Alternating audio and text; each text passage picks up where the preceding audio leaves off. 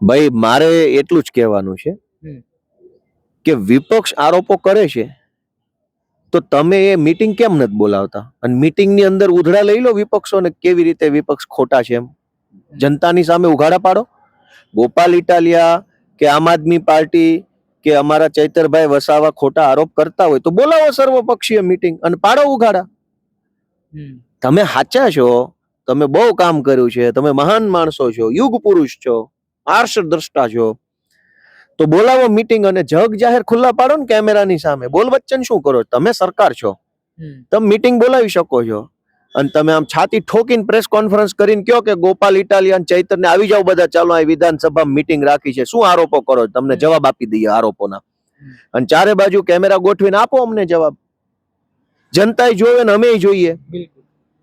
આ શું બધું બોલ બચ્ચન વેડા કરવાના છે? પેલી દેરાણી જેઠાણીની પંચાયત હોય એવી વાત છે આ તો.